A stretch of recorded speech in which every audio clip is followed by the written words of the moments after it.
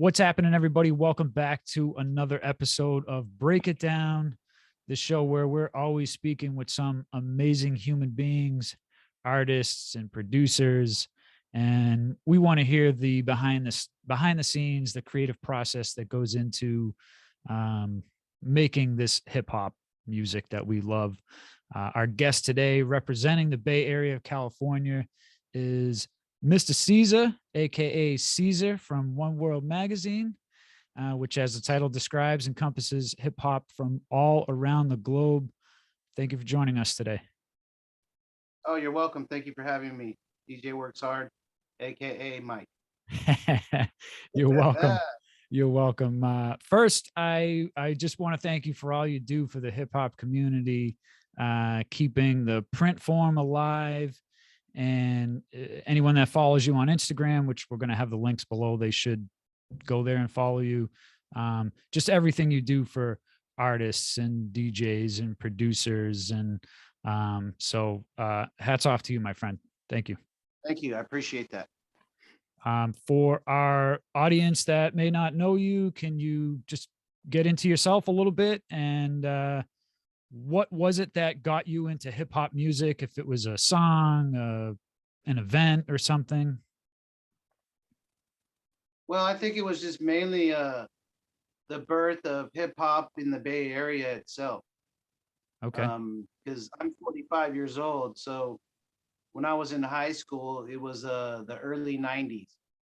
So this was when Bay Area rap really started becoming something. And every artist seemed to be very successful, at least locally. And handfuls of the artists became successful multi-regionally, not just in the Bay Area, not just in the West Coast, but in other portions of the country. So I, being a fan of the music, because it was all around me, I started buying cassette tapes and cutting class and going to the store to buy cassette tapes with my lunch money and just becoming a real hardcore fan of the era and of the music itself, and especially the Bay Area artists who I felt weren't getting enough recognition in the media at that time. So that's what sparked me to do what I do, so to speak, back then. But I was just a fan. You know, I started a hip hop magazine in 1998, 99. I was approached by a store owner here in Pittsburgh, California. He owned a record store at the time, and he still does today. But he asked me if I wanted to start a hip hop magazine with him, and I said yes. And so me and him started a hip hop magazine. It was called Explosive Magazine out of Pittsburgh, California. Okay. We did that from 1999 to 2012. We put out 21 issues. And we interviewed every artist there was in hip hop, from Jay-Z and Nas to Public Enemy to E40 and the Click to Brother Lynch Hung to X-Rated to the Jacka to Mac Dre. There just was no limit to Ice Cube. There was no limit. NWA, whoever was still alive at the moment, everybody, Ashanti, Destiny's Child, Beyonce. We were the first magazine to put Nicki Minaj in print. So wow. It just at that time, hip hop print was alive and thriving. And so it's always been something inside me to do it, especially because I know you could agree to this, DJ WorksHard, that there's not enough quality platforms, one, that hardworking artists and DJs and producers like yourself and myself get shine on. And there's just not enough media that keeps it honest and unbiased to do so. Right. That's what I provide. A high quality physical platform with all the integrity, with all the right reasons that it exists to discover great music, to discover great talent, to shine on originality, creativity, and the progression of hip hop as a whole, not just one little pigeon poke at what is just happening today because of the forces behind it, not necessarily because of the talent or the originality or the ooh, ah, that's so awesomeness about it. Right, right. That's a good point. Looking at your magazine and all the artists, I mean, just look at the wall behind you. You do give a lot of shine to artists that are either considered underground or they don't have the mainstream platform, the industry machine behind them. Um, can you speak to some of your experience dealing with some of these artists? I mean, I would imagine for the most part nowadays you deal with artists directly. You're not dealing with managers for the most part, managers or press agents and stuff like that. So, um, can you speak on the experience? And I would imagine listening to some of your videos and hearing you talk now, you must impart some kind of wisdom on these guys and girls. Absolutely. I mean, the game has changed so much since when I started to now. It, what you said is true. I do deal mainly with artists directly, but some artists still have management, and some artists, the connection it was made through a PR person through email or somebody I know personally, and then we just finally pull on that favor or whatever it may be, or in exchange of services. You know how it is. I mean, you're a man of many skills and things at your fingertips, so you make a lot of things happen yourself. Sure. Um, but you know, I try not to learn too much personal information about artists. I'm not into gossip and this is what I heard about so and so and this and that and the other.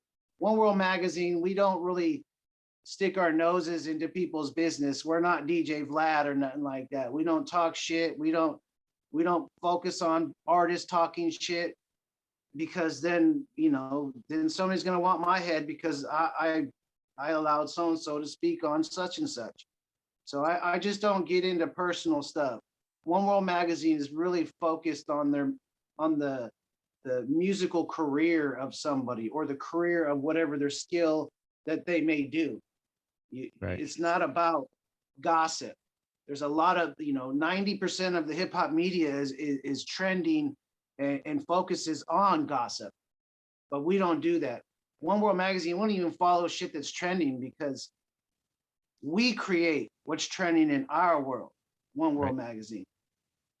I don't follow other media and do what they do and put who they put in my pages. I don't do that at all. I'm not a follower. I'm a leader. So I'm going to create my own, and I'm always going to do that. But again, there's check marks on the list that everybody and everything must meet in order for me to print it. So that's it. Excellent. I like that. You must have a team of editors, writers, graphic designers. Can you talk about some of the people you work with and what it takes to publish a magazine? Must be an incredible feat in today's day and age, especially now in whatever COVID times we're still in. Can you get into that a little bit? Yeah, definitely. I definitely have writers and people who promote the magazine at events and into their own circles, all over the country. Um, so I lean on them for content and just basically just to do what they say they do, because I can't prove it otherwise. I can just trust them. But writers, I do most of the writing because I've been writing for so long. I myself have done probably 2,500 interviews, so I've probably put over 1,500 independent artists in print for the first time. That many new artists in print. Wow. It's not impressive to some, but it might be impressive to some others. So the point is this is what I do. What was the second part of the question? That's very impressive, by the way. 2,500, 1,500. That's an incredible number. So that's very impressive. Congrats on that. Let me shine on a few members of the team. Please. Like you say, I mean, there's a few soldiers here in the Bay Area where I'm at that represent One World at events and help just keep keep another circle alive, you know, that One World exists in. Because honestly, there's so much hip hop media in our world, in America, that there's just as much hip hop media as there are successful hip hop independent artists. That's a fact. Yeah. Because there are thousands of independent artists, but what's a percentage of them that are successful? And what I mean by successful means that's their primary thing they do in life. Right. That's their primary focus, goal, energy taker, giver, sacrificer, whatever you want to describe it as. Career. So, you know, on staff, I'm proud to say we have a lot of people who are experienced. We just lost, rest in peace, DJ Lova J out of Tacoma, Washington. He was a vital piece of our staff, but he just passed away. And so we have like Charlie Terminology out there. We have Scott Beta, Badeha, however you pronounce it. He used to work with Murder Dog Magazine. He does the Murder Master music show. So shout out to Scott Badeha. He's on staff here at One World Magazine. He contributes every issue. We have DJ Pimp in New York. He still does what he can. I know he's a busy man. He's a veteran writer, promoter, and just all around good person and person who can connect me or anybody to something else greater and further than your fingers could reach. So, you know, it's just valuable people on staff, not to mention the other people who I'm just missing. I mean, our staff is very, very experienced. So it's like the quality, I believe, of our interviews are up there with the best of them, and definitely competing and out-competing most print magazines, simply because we do what others do not. It's great. Your team, we were talking about what it takes to publish one of these magazines. And I guess if you were, let's say today, you said, all right, we're going to start working on the next issue. How many hands are involved, and how long does it typically take to put together an issue from conception to now it's physically printed and ready to be distributed? Great question. It's been taking me about 3 months to do so. So our magazine comes out about every 4 months.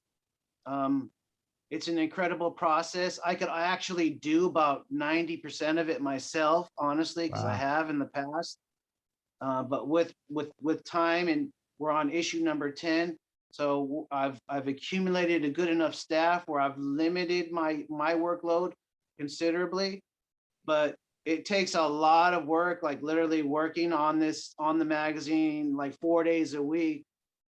Otherwise, I'm slipping and losing momentum with myself, and I'm the main one that makes it go.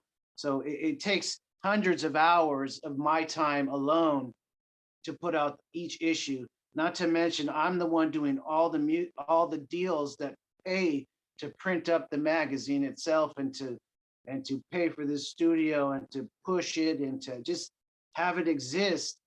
I mean, it's anywhere from $4,500 to $7,000 an issue for me to put out. That's not even including my time. I didn't even include my time. I don't even pay myself.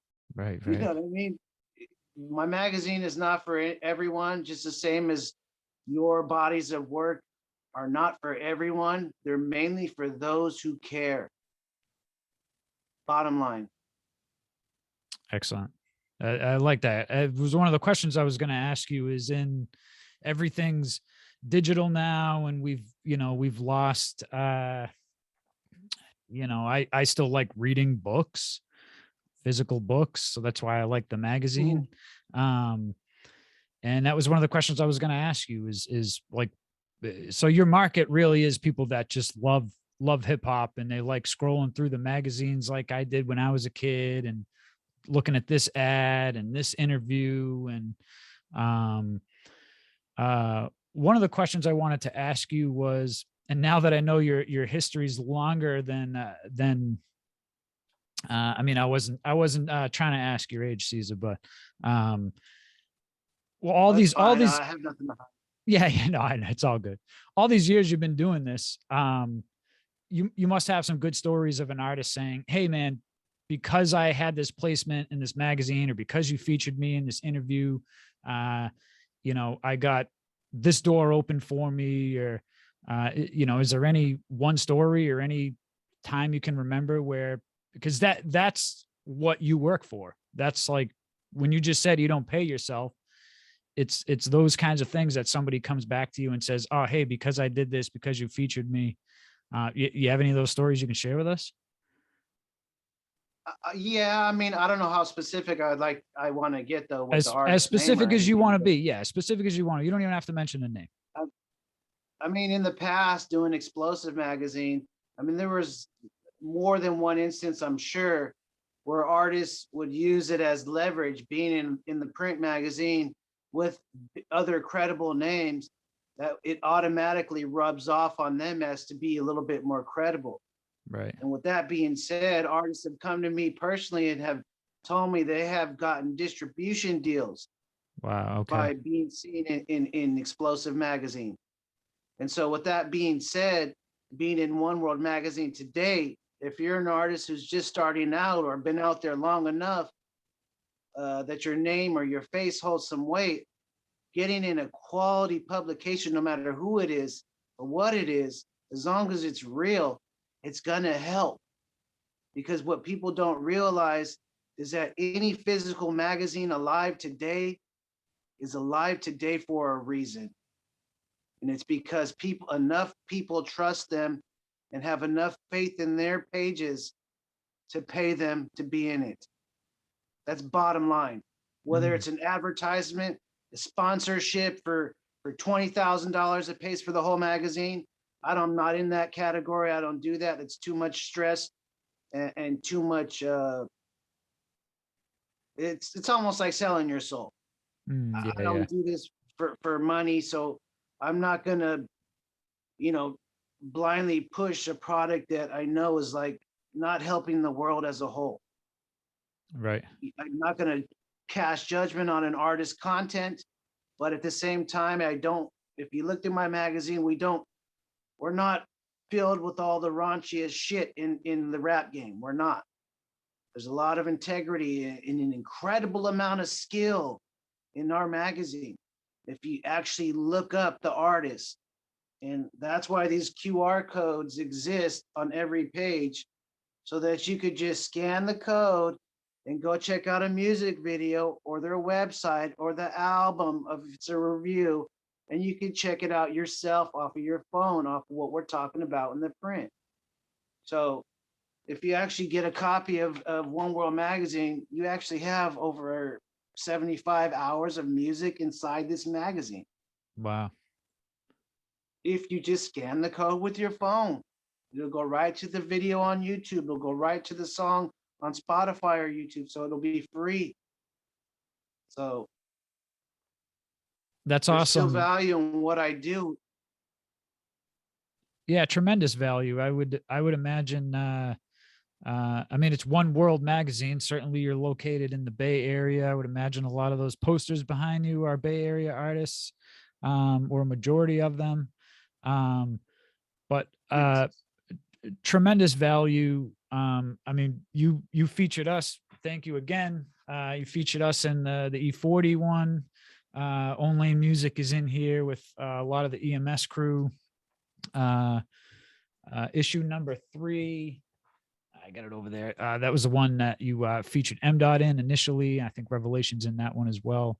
And I can attest from these guys that being in that tangible physical magazine, it means something. You can get in a newspaper, and that's a great thing too, because that's something that is different from just being posted on someone's website or shared through a tweet or whatever. But there is something to say about being in a magazine, a publication that,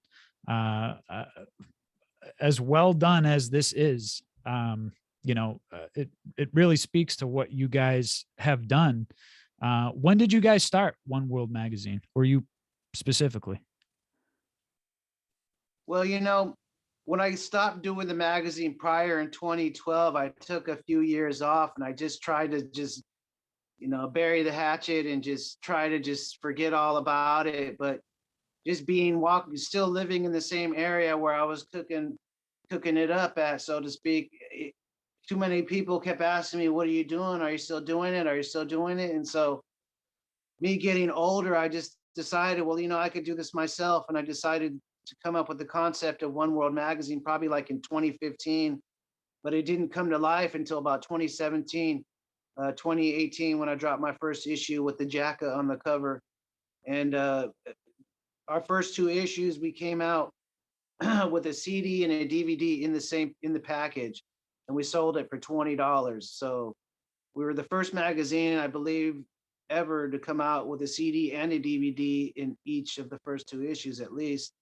It got too pricey after that to do so, but it was a hell of a two issues, and I love the work that I did. It's just unmatched in modern hip hop media today. And so, no matter what, nobody's ever said my product sucks. Like, people can't say your guys' music sucks, because that's not true. Right.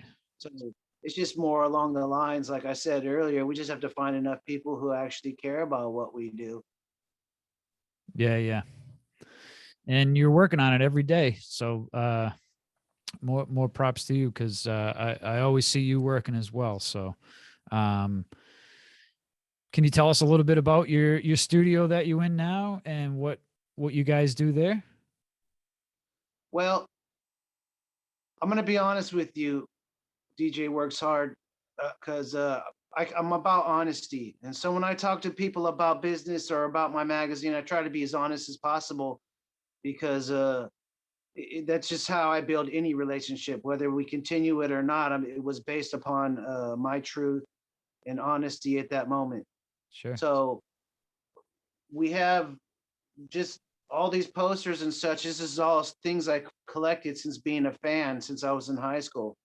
And so one day, when the studio, I didn't have the studio till about 3 years ago, and is the first physical dwelling I've had to represent my own business.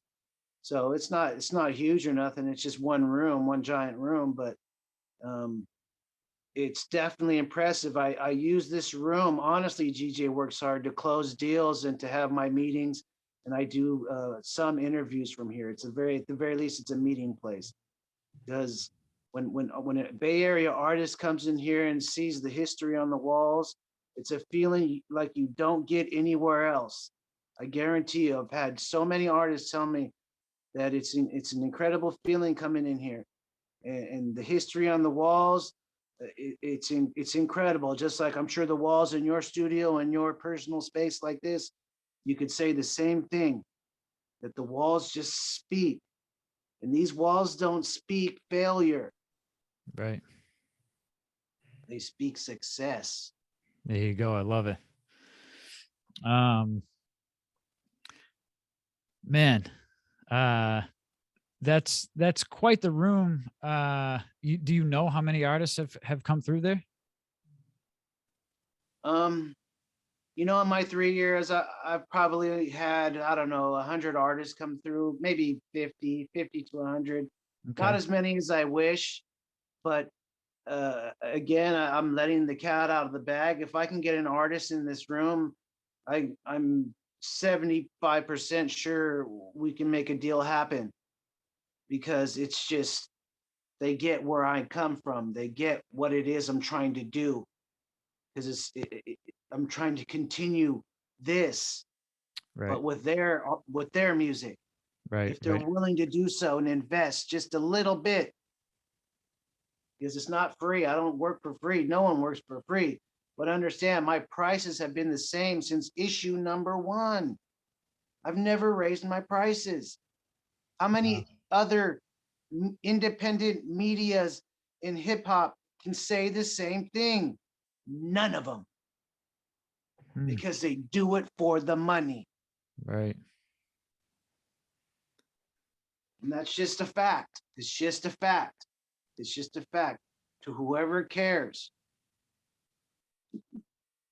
Well, you're definitely passionate about it. There's no doubt about it. And anyone who listens to this knows that the advertising or whatever money you get from an artist, it's not going in your pocket. It's literally going to however many thousands of dollars you mentioned to publish one of these.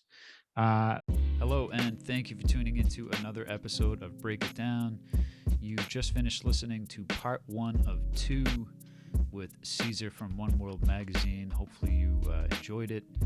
This episode ran almost an hour long, so I like to keep them in the 20-minute range. I think that's the sweet spot for this podcast. So part 2 will be dropping very soon, so stay tuned, and thank you as always. Look forward to checking you out on another one.